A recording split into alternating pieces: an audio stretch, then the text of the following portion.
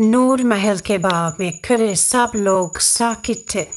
مہنور کے ہاتھ میں اپنی ماں کی ڈائری تھی اور اس ڈائری نے ایک ایسی حقیقت بیان کی تھی جس نے 20 سال پرانے ہر یقین کو ہلا کر رکھ دیا تھا۔ ہاں میں زندہ ہوں۔ مہنور کی آنکھوں سے مسلسل آنسو بہ رہے تھے۔ اگر وہ زندہ ہے، اس کی آواز کانپ گئی، تو پھر اتنے سال کہاں تھی؟ کسی کے پاس جواب نہیں تھا۔ کریم بخش نے ڈائری کا اگلا صفحہ کھولا۔ تاریخ 18 مارچ 2026۔ اس کے نیچے مہرالنساء کی تحریر موجود تھی۔ میں 20 سال سے چھپی ہوئی ہوں، کیونکہ جس شخص نے مجھے مارنے کی کوشش کی تھی وہ اب بھی زندہ ہے، اور سب سے خطرناک بات یہ ہے کہ وہ شخص آج بھی ہمارے درمیان موجود ہے۔ مہنور کے دل کی دھڑکن تیز ہو گئی، اگلی سطر پڑھی گئی۔ میں اس کا نام ابھی نہیں لکھ سکتی، کیونکہ اگر یہ ڈائری غلط ہاتھوں میں چلی گئی تو میری بیٹی خطرے میں پڑ جائے گی۔ سکندر نے بے چینی سے کہا۔ آگے پڑھو۔ کریم بخش نے صفحہ پلٹا اور پھر سب کے چہرے بدل گئے۔ اگلی سطر میں لکھا تھا، جس عورت کو میری لاش سمجھ کر دفن کیا گیا تھا وہ میری دوست زینب تھی۔ کریم بخش کے ہاتھ کانپنے لگے۔ زینب؟ اس کی آنکھ میں آنسو بھر آئے۔ تو قبر میں دفن ہونے والی لاش اس کی بیٹی کی تھی۔ وہ 20 سال سے جس قبر پر ماتم کرتا رہا وہ دراصل اپنی ہی بیٹی کی قبر تھی۔ کریم بخش زمین پر بیٹھ گیا۔ اس کی آنکھوں سے آنسو بہنے لگے۔ میری بچی؟ کمرے میں موجود ہر شخص خاموش تھا۔ یہ سچ بہت ظالمانہ تھا۔ اچانک مہنور نے ڈائری کا آخری حصہ پڑھا۔ اگر تم یہ پڑھ رہی ہو تو نور محل کی مشرقی دیوار کے پیچھے موجود کمرے تک ضرور جانا۔ وہاں تمہیں میرے زندہ رہنے کی وجہ بھی ملے گی، اور قاتل کا پہلا سراغ بھی۔ سب چونگے مشرقی دیوار۔ ارحام فوراً کھڑا ہو گیا۔ چلو۔ آدھے گھنٹے بعد نور محل کا مشرقی حصہ یہ بیدی کا سب سے پرانا اور ویران حصہ تھا۔ دیواروں پر نمی تھی، چھت جگہ جگہ سے ٹوٹی ہوئی تھی۔ سکندر نے پرانے نقشے کی مدد سے مقام تلاش کیا۔ یہی جگہ ہے۔ دیوار عام نظر آ رہی تھی، مگر غور سے دیکھنے پر ایک حصے میں دراریں مختلف انداز میں بنی ہوئی تھی۔ ارحام نے دیوار پر دباؤ ڈالا۔ دیوار آہستہ آہستہ سرخ میں لگی اور پیچھے ایک خفیہ راستہ ظاہر ہو گیا۔ سب حیران رہ گئے۔ یہ راستہ تو نقشوں میں بھی نہیں تھا۔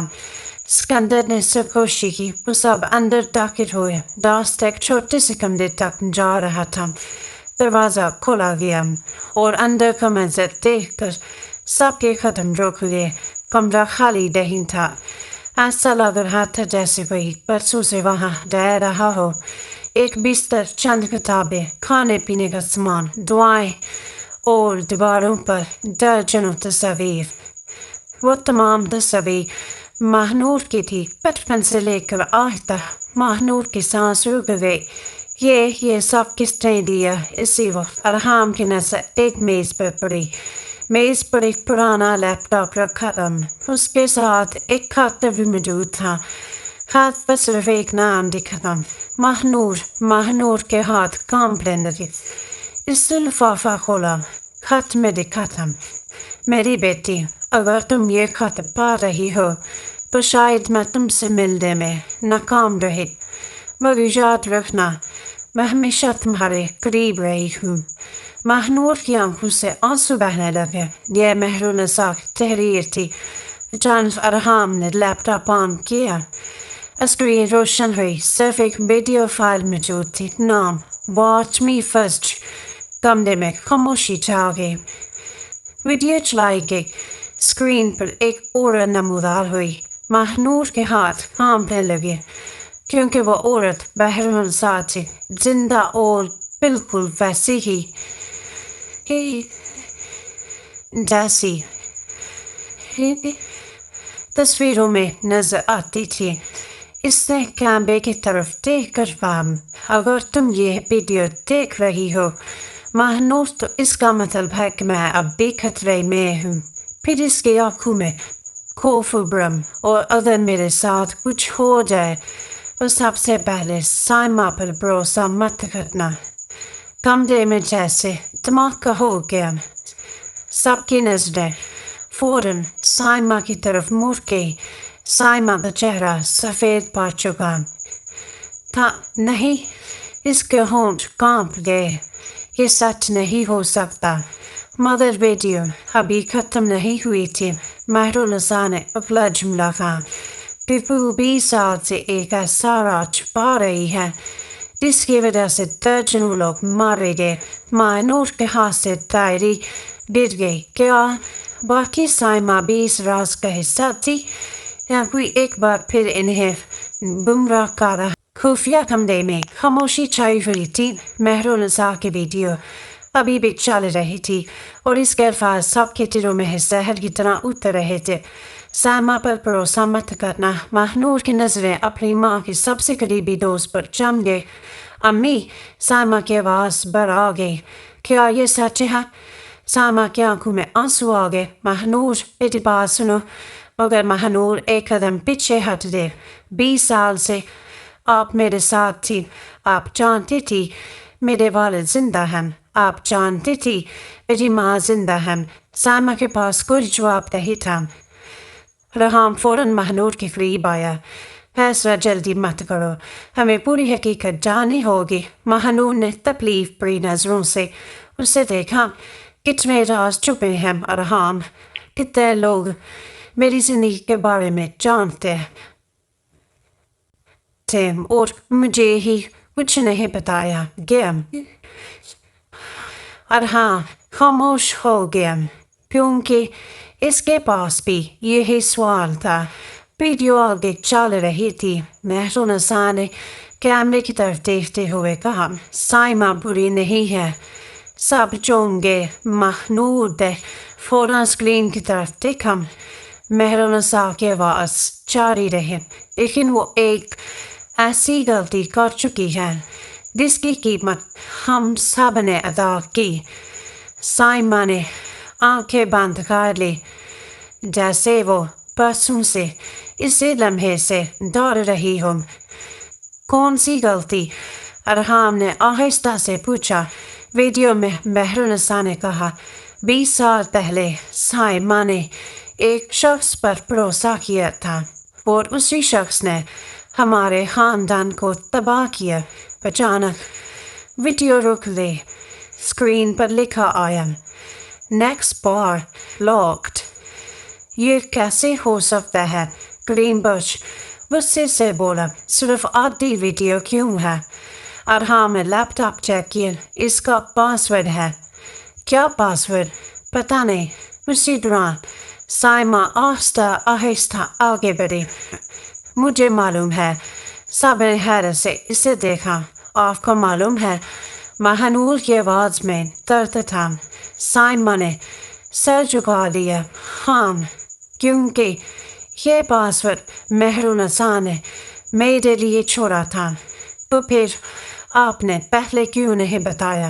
سائمہ کی آنکھوں سے آنسو بہنے لگے، کیونکہ مجھے ڈر تھا کہ اگر یہ راز کھل گیا تو مہنور مر جائے گی۔ یہ سن کر سب خاموش ہو گئے۔ سائمہ نے کانپتے ہاتھ سے لیپ ٹاپ لیا۔ اس نے پاسورڈ ٹائپ کیا، زینب۔ اسکرین دوبارہ روشن ہو گئی۔ نئی ویڈیو شروع ہوئی۔ مہرالنساء دوبارہ سامنے تھی۔ اس پر اس کے چہرے پر خوف زیادہ تھا۔ اگر یہ حصہ چل رہا ہے تو اس کا مطلب ہے کہ سائمہ نے آخر کار سچ بتا دیا۔ سائمہ کی آنکھوں میں آنسو آ گئے۔ ویڈیو میں مہرالنساء بولی، سائمہ میری بہن جیسی تھی۔ اس سے مجھے بچانے کی کوشش کی، لیکن ایک رات اس سے غلطی ہو گئی۔ مہنور بے چینی سے دیکھ رہی تھی۔ کون سی غلطی؟ مہرالنساء نے تو ہم اس نے میرے دشمن کو میرے چھپنے کی جگہ بتا دی. کمرے میں خوف پھیل گیا. سب کی نظریں سائمہ پر تھی. سائمہ زمین پر بیٹھ گئی. میں نے جان بوجھ کر نہیں کیا تھا. اس کی آواز ٹوٹ گئی. میں نہیں جانتی تھی وہ شخص کیا کرے گا. ماں نور کی آنکھوں میں سوال تھا. کسے بتایا تھا؟ سائمہ خاموش رہی. پھر آہستہ سے بولے. سلیم قریشی کو. سب چونک گئے. کیا؟ میں سمجھتی تھی وہ مہرالنساء کی مدد کرے گا. وہ خاندان کا وکیل تھا. مجھے نہیں معلوم تھا کہ وہ سب کے خلاف کھیل رہا ہے. کریم بخش نے غصے سے کہا. تمہاری ایک غلطی نے میری بیٹی کو معاف دیا. سائمہ کی آنکھوں سے آنسو بہنے لگے. ہاں، میں خود کو 20 سال سے یہی سزا دے رہی ہوں. اچانک کمرے کے باہر زور سے دروازہ کھلا. سب چونک گئے. ایک محافظ گھبرایا ہوا اندر آیا. سر، کیا ہوا؟ نور محل کے باہر ایک گاڑی ملی ہے. کس کی؟ محافظ نے جواب دیا. سلیم قریشی کی. سب کے چہرے بدل گئے. لیکن ارحام نے حیرت سے پوچھا. سلیم تو 20 سال پہلے مر چکا تھا. محافظ نے کانپتی آواز میں کہا. نہیں سر، گاڑی میں ایک زندہ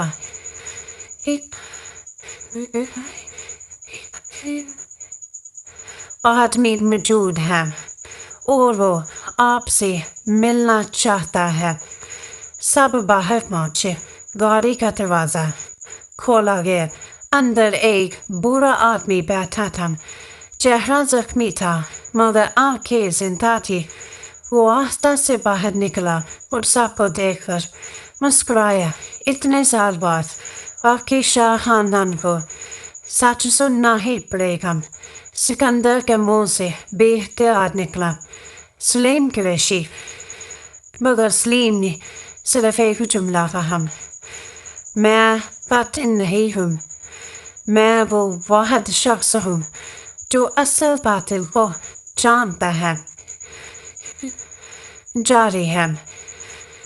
اگلی قسط میں سلیم قریشی اصل قاتل کا نام بتانے کے قریب ہوگا.